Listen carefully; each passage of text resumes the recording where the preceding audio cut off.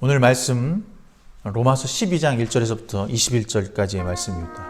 제가 여러분에게 세 번역으로 읽어드리도록 하겠습니다.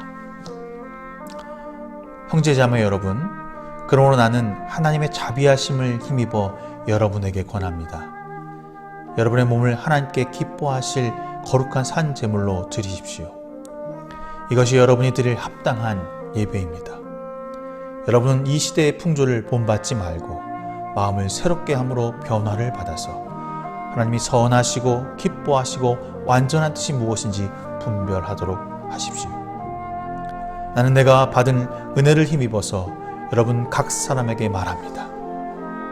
여러분 스스로 마땅히 생각해야 하는 것 이상으로 생각하지 말고 하나님께서 각 사람에게 나눠주신 믿음의 분량대로 분수에 맞게 생각하십시오. 한 몸에 많은 지체가 있으나 그 지체들이 다 같은 일을 하는 것이 아닙니다. 이와 같이 우리도 여럿이지만 그리스도 안에서 한 몸을 이루고 있으며 각 사람은 서로 지체입니다. 하나님께서 우리에게 주신 은혜를 따라 우리는 저마다 다른 신령한 선물을 가지고 있습니다. 가령 그것이 예언이면 믿음의 정도에 맞게 예언할 것이요, 섬기는 일이면 섬기는 일에 힘써야 합니다. 또 가르치는 사람이면 가르치는 일에, 권면하는 사람이면 권면하는 일에 힘을 쓸 것이요, 나누어주는 사람은 순수한 마음으로, 지도하는 사람은 열성으로, 자선을 베푸는 사람은 기쁜 마음으로 해야 합니다. 사랑에는 거짓이 없어야 합니다. 악한 것을 미워하고 선한 것을 굳게 잡으십시오. 형제의 사랑으로 서로 다정하게 대하며 존경하기를 서로 먼저 하십시오. 열심을 내어서 부지런히 일하며 성령으로 뜨거워진 마음을 가지고 주님을 섬기십시오. 소망을 품고 즐거워하며 환난을 당할 때 참으며 기도를 꾸준히 하십시오. 성도들이 쓸 것을 공급하고 손님 대접하기를 힘쓰십시오. 여러분을 박해하는 사람을 축복하십시오. 축복하고 저주하지 마십시오. 기뻐하는 사람들과 함께 기뻐하고 우는 사람들과 함께 우십시오. 서로 한 마음이 되고 교만한 마음을 품지 말고 비천한 사람들과 함께 사귀고 스스로 지혜가 있는 채 마십시오. 아무에게도 악을 악으로 갚지 말고 모든 사람이 선하다고 생각하는 일에 하려고 애쓰십시오. 여러분 쪽에서 할 수 있는 대로 모든 사람과 더불어 화평하게 지내십시오. 사랑하는 여러분은 스스로 원수를 갚지 말고 그 일은 그 진노하심에 하나님의 진노하심에 맡기십시오. 성경에도 기록하기를 원수를 갚는 것은 내가 할 일이니 내가 갚겠다고 주께서 말씀하십니다.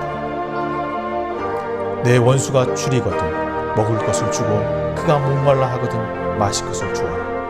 그렇게 하는 것이 내가 그의 머리 위에다가 숯불을 쌓는 셈이 될 것이다 하였습니다. 악에서 지지 말고 선으로 악을 이기십시오. 여러분 말씀을 읽으면서 어떠셨나요? 우리가 살아가야 할 그리스도의 삶이 무엇일까? 또 우리가 세상을 살아가야 할 방법이 무엇인지 오늘 본문이 이야기하고 있는 것을 느끼게 됩니다. 사실 더 이상 어떤 말로도 설교할 필요가 없다라고 하는 생각이 들 정도로 첨가하거나 더 붙여야 할 이유가 없습니다. 이 본문 그대로 그리스도에 살아가면 되는 것입니다. 사실 우리가 오늘 이 위기에 처한 모습 가운데서 주어지는 말씀이 아닌가 합니다. 이 말씀을 읽고 듣는 것만으로도 우리 마음의 새로운 결심과 거룩함으로 다시 주님을 예배하는 성도로 설 수 있다라고 하는 힘을 얻을 수 있는 말씀이 아닌가 합니다. 진짜 사랑하는 성도 여러분, 왜 지금 이곳에서 우리가 하나님을 예배하고 찬양하면서 그리스도로 살아가는 것이 되어야 할까? 우리에게 말씀하시는 하나님이 무엇인지 올바로 알아야 하기 때문입니다. 올바로 안다는 것은 올바로 자라난다는 것입니다. 우리의 삶의 목적은 하나님을 기쁘시게 하는 것이라고 합니다. 하나님을 기쁘시게 하는 것은 매우 단순하고 간단합니다. 본문 3절 이하에 보면 우리에게 주어진 소명, 삶의 자리에서 기쁨으로 그 일을 감당하는 것입니다. 최고가 아닌 최선, 온 힘을 다해서 하나님을 기쁘게 하는 삶을 살아가는 우리가 되는 것이라고 말합니다. 여러분, 지금 하나님을 기쁘게 하는 삶을 살고 있습니까? 여러분의 주어진 믿음의 분량대로 그 삶을 살아내고 있냐고 여러분에 묻고 싶습니다. 욕심을 가지고 더 많이 하려고 하지 맙시다. 그렇다고 내가 하고 있는 일을 포기하고 아무것도 하지 않는 삶을 사는 것도 아닙니다. 주께서 나에게 주어진 시간 가운데 온전하고 기뻐하는 삶을 살아가고 있다면 여러분 지금 주님의 뜻이 잘 행하고 있는 성도들이 분명합니다. 그런 성도에게 주님 이렇게 말씀하십니다. 수고하고 무거운 짐짐자야, 다 내게로 오라. 내가 너희를 쉬게 하리라. 오늘 이 말씀이 우리의 삶과 회복의 위로가 되기를 간절히 바랍니다. 사랑으로 안아주시고 감싸주신 주님의 은혜를 경험하는 주일 아침이 되기를 간절히 소망합니다. 지금 한국은 그리고 또 전 세계는 코로나19로 인해서 모든 것이 위축되고 폐쇄되고 서로 멀리하고 있습니다. 이 작은 바이러스 하나가 온통 세상을 뒤집어 놓았다라고 해도 과언이 아닙니다. 오늘 우리는 이 사건을 통해서, 이 일을 통해서 주께서 지금 우리에게 말씀하시는 것이 무엇인지 바로 알아야 합니다. 그래서 세상이 그리스도인으로서 빛과 소금의 역할을 감당할 수 있는 그런 성도가 되기를 간절히 부탁드리겠습니다. 오늘 본문에서 이 시대의 풍조를 본받지 말고 마음을 새롭게 함으로 변화를 받아서 하나님의 선하시고 기뻐하시고 완전한 뜻이 무엇인지 분별하도록 하라라고 하는 이 말씀. 여기서 이 본받지 말아야 할 풍조가 무엇일까? 저는 고민해 봤습니다. 성경 느헤미야 5장 14절에 보니까 이렇게 써 있습니다. 나는 아닥사스다 왕 20년에 유다 총독으로 임명받아서 아닥사스다 왕 32년까지 12년 동안 총독으로 있었지만 나와 나의 친척들은 내가 총독으로 받아야 할 혜택을 받지 않았다. 그런데 나보다 먼저 총독을 지낸 이들은 백성에게 힘겨운 세금을 물리고 양식과 포도주와 그 밖에 하루 은 40세겔을 백성에서 거둬들였다. 총독들은 밑에 있는 사람들도 백성들을 착취하였다. 그러나 나는 하나님이 두려워서도 그렇게 하지 않았다. 나는 성벽을 쌓는 일에만 힘을 기울였다. 라고 쓰고 있습니다. 원래 권력을 잡고 지도자가 되면요, 당연히 응당 누려야 할 혜택이 있습니다. 그 혜택도 받고 또 나가서는요, 그 권력을 가지고 착취도 하고 갈취도 합니다. 더 많은 것을 가지려고 하는 것이 이 세상의 지도자의 모습입니다. 그런데 느헤미야는 어땠습니까? 자기의 몫을 포기하고 있습니다. 더 나아가서 이전 관리들이 가지고 있던 관습을 그대로 따르지 않고 백성에게 무거운 세금도 물리지 않고 있습니다. 그가 모범이 되니까 그의 친척들도 같이 덩달아 그 일을 감당하고 있는 것입니다. 바로 이것입니다. 이것이 바로 세상의 풍조를 따라가지 않는 삶의 모습인 것입니다. 그리고요, 느헤미야는 목적이 있었습니다. 주님이 성전을 재건하는 것입니다. 다시 성전이 회복되는 것.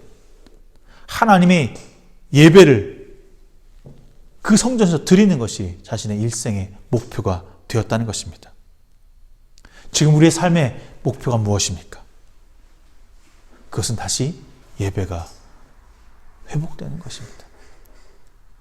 그는 하나님으로 하여금 마음을 새롭게 함으로 변화를 받아서 하나님의 선하시고 기뻐하시는 뜻이 무엇인지 분별하는 삶을 살아내는 자였습니다. 이전의 구습을 따르는 행동을 과감하게 벗어버리고 백성을 위한 행동과 생각으로 나보다 백성을 생각한 마음을 가지고 그 마음을 선한 행동을 즉시로 하고 있다는 것입니다. 세상은 어지럽고 혼란한 이때 우리는 어떤 목적을 가지고 무엇을 분별해야 할까요?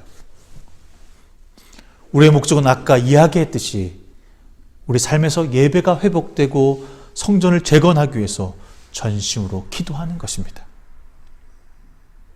그렇다면 우리가 분별해야 하는 것은 지금 우리가 예배를 드리지 못하게 하는 것에 대해서 민감하게 반응할 수 있어야 합니다. 그저 아무런 일 없이 사회나 국가가 예배를 하지 못하게 한다는 이유로 우리가 예배를 드리지 못한다면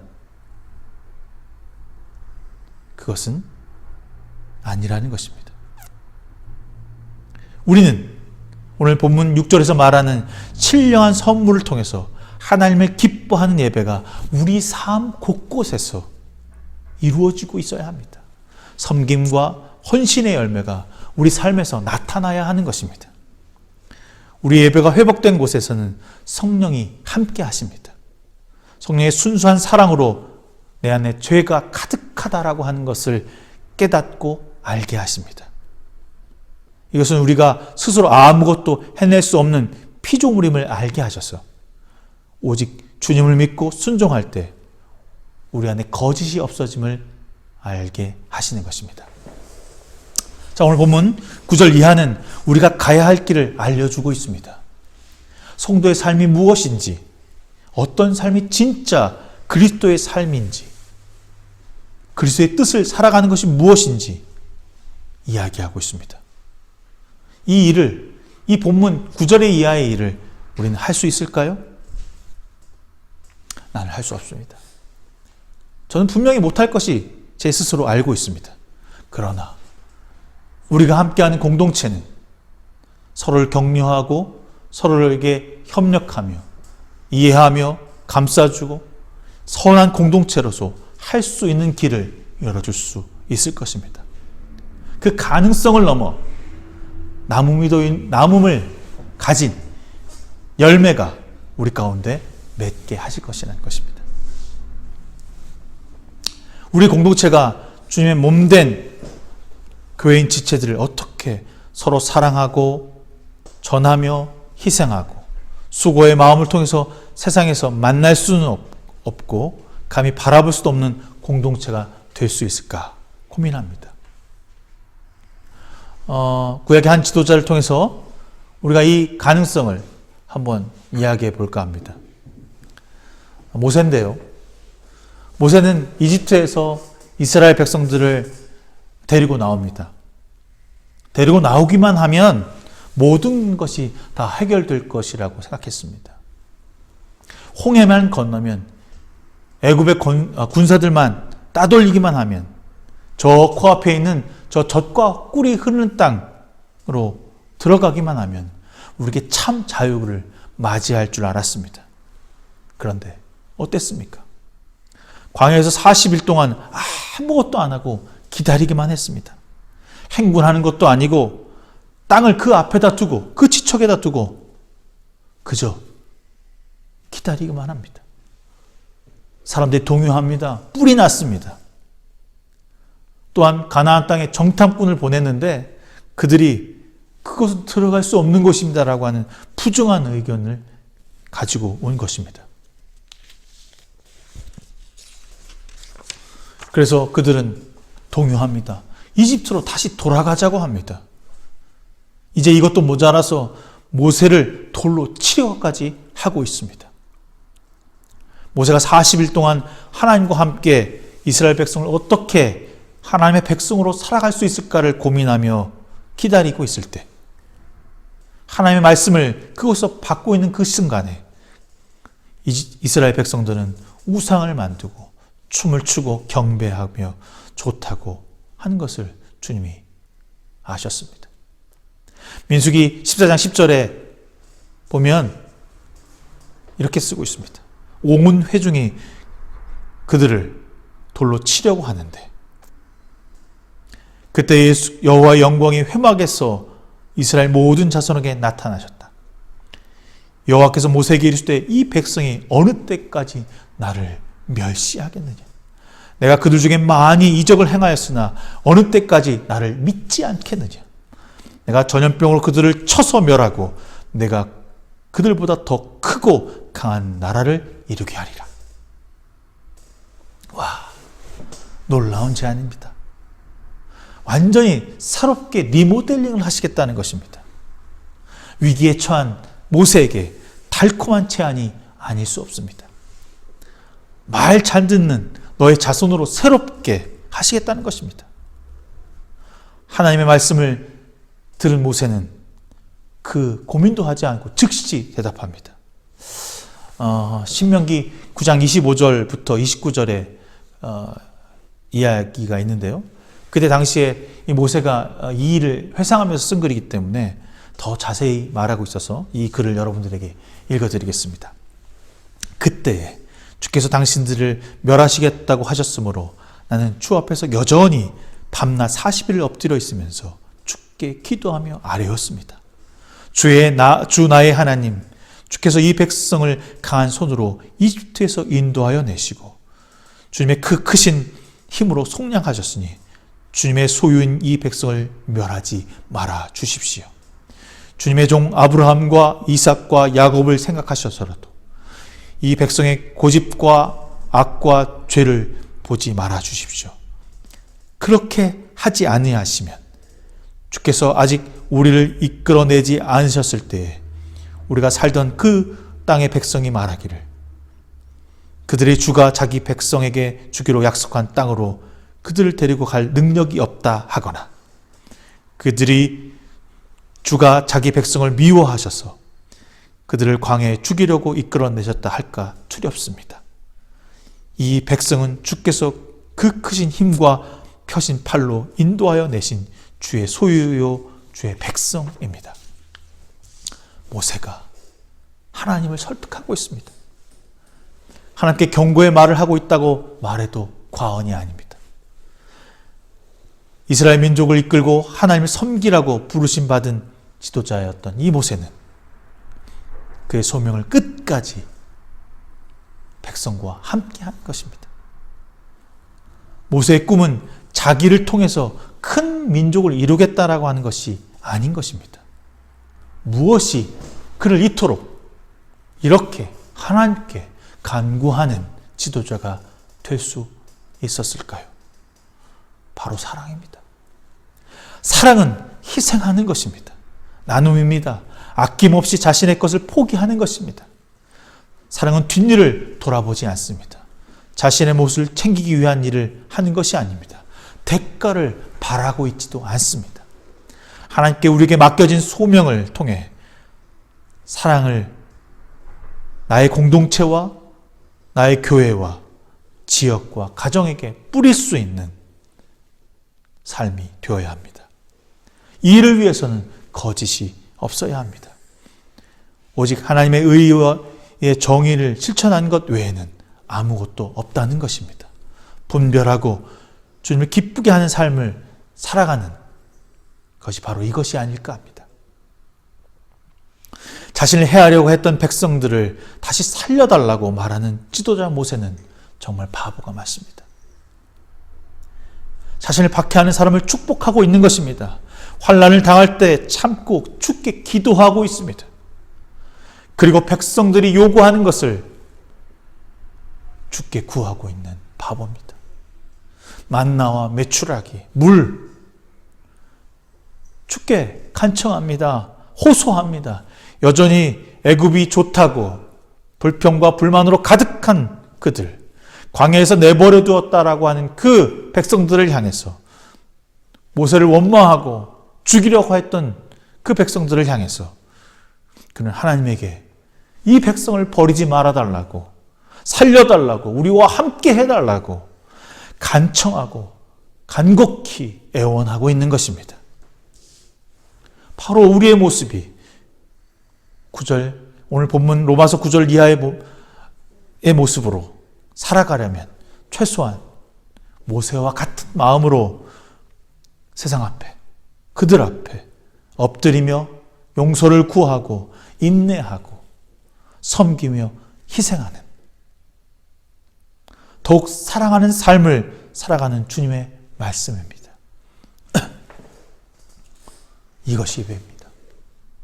이것이 바로 예배인 것입니다. 주일 하루 교회에서 드려진 예배가 중요한 것만큼 우리 삶에서 그리스도 예배가 이루어져야 하는 것입니다. 이것이 진짜 신령한 예배이며 성령이 우리 안에서 춤추시고 기쁨으로 주님의 뜻을 하나님께 전달하는 소통의 창이며 경배의 열매인 것입니다.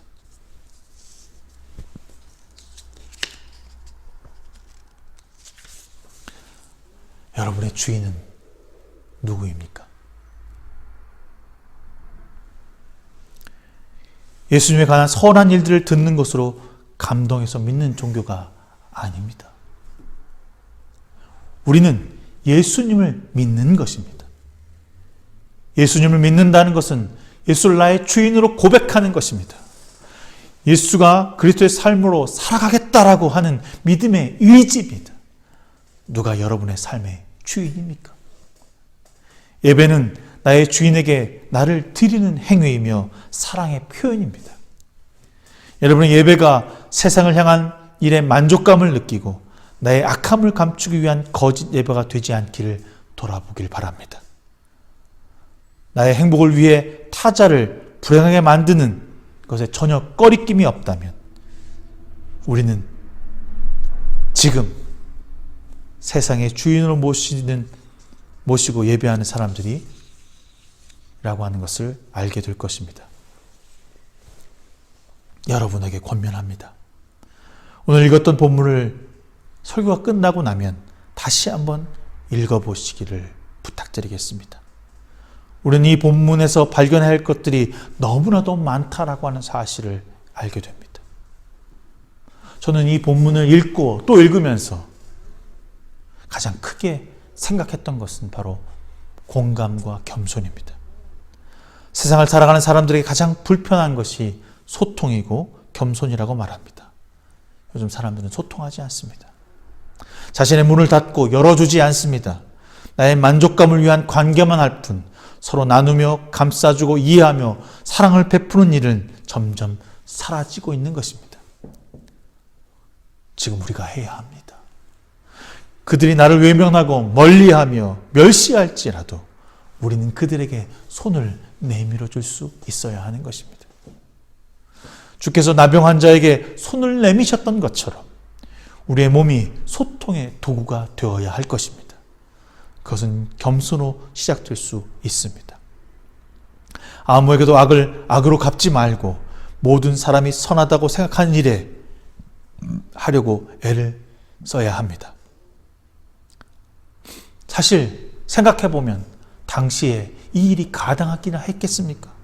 핍박과 멸시와 죽음 앞에서 그들은 이 일을 과감하게 실천하며 주님의 뜻을 따라 기뻐하는 삶을 살아내고 있다는 것입니다. 자, 이 어려운 시기를 지나가는 우리에게 이 일을 해야 할 때입니다.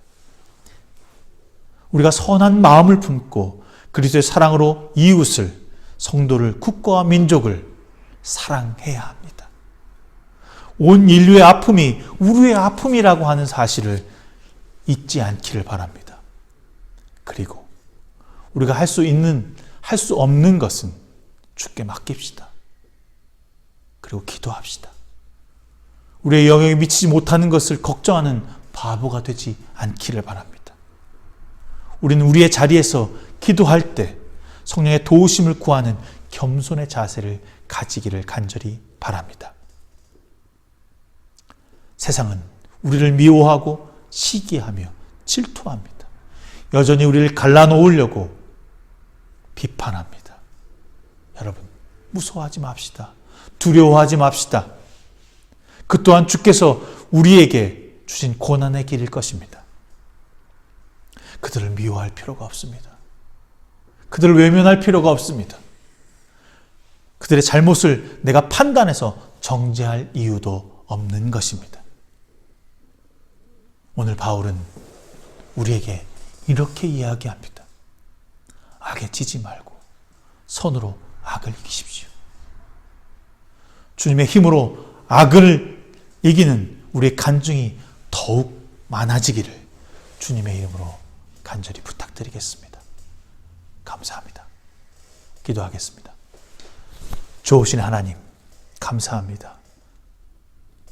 우리가 선함으로 이 세상을 이길 수 있는 힘을 더하여 주시옵소서.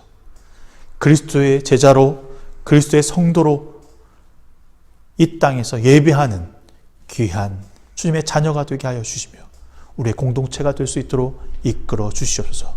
속히 이 땅에 예배가 회복될 수 있도록 함께하여 주시옵소서. 불쌍히 여겨 주시옵소서. 예수 그리스도의 이름으로 간절히 기도드려 싸움나이다. 아멘.